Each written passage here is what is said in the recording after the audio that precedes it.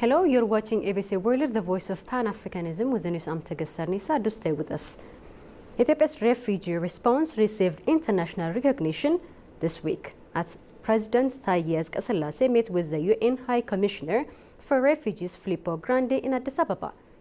The two leaders discussed collaborative strategies to manage the challenges facing over 1.1 million refugees in Ethiopia. They emphasized the need for stronger partnerships and international support to enhance humanitarian efforts. President Taye highlighted Ethiopia's long-standing commitment to assisting refugees fleeing conflict and expressed appreciation for UNHCR's continued support. High Commissioner Grandi praised Ethiopia's inclusive policies, which granted refugees access to education, healthcare, and work despite major financial strains due to reduced funding from donors. He stressed the importance of continued global assistance and pointed to UNHCR's cooperation with the World Bank and others to sustain aid for both refugees and internally displaced people. I'm very pleased with our cooperation with the Ethiopian government, Grandi said, noting the country's vital role in regional refugee protection. Prime Minister Abiy Ahmed has launched the permanent exhibition section at the Science Museum in Addis Ababa. The new exhibition features 5 immersive zones focused on artificial intelligence, climate change, agriculture, hydropower, aviation, and highlighting Ethiopia's drive towards innovation-led development. A major highlight of the launch was unveiling Ethiopia's first ever planetarium dome, spanning over 1,000 square meters with 4K digital projection and room for over 200 visitors. The dome offers breathtaking views of the universe like never before. According to the Prime Minister's office, the permanent exhibition aims to inspire learning and creativity among young Ethiopians. The museum is now open to the public.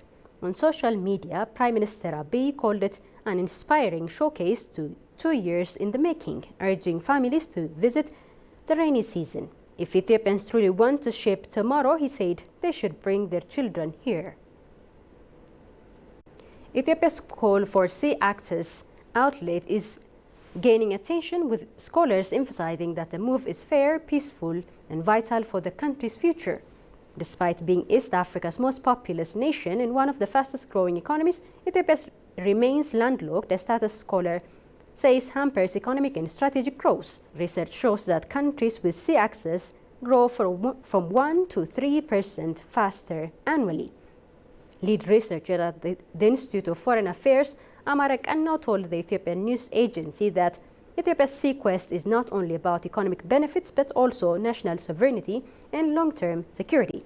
The country's peaceful approach has received growing support from international institutions, regional policymakers due to its proximity to the Red Sea. Addis Ababa University Vice President for Academic Affairs, Jelu Omar, also underscored the need for research-based advocacy and urged universities to educate youth on the issue's importance. Scholars agree that Ethiopia's call for sea access is just strategic and should address through mutual benefit and regional cooperation. Israel launched attacks on the heart of Iran's nuclear and military structure on Friday, deploying warplanes and drones previously smuggled into the countries to assault key facilities and kill top generals and scientists. Israel asserted the barrage was necessary before its adversary got any closer to building an atomic weapon.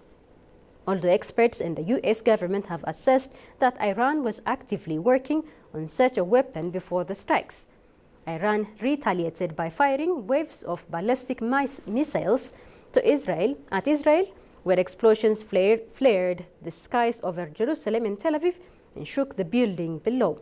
The Israeli military urged civilians already rattled by the earlier wave of missiles to head to shelter, as missiles damaged homes and killed several people, according to the Associated Press News.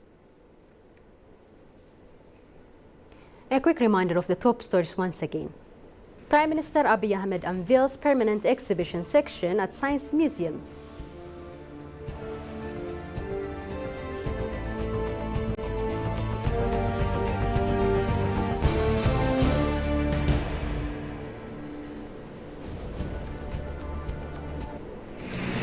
And scholars back Ethiopia's fair and vital access push.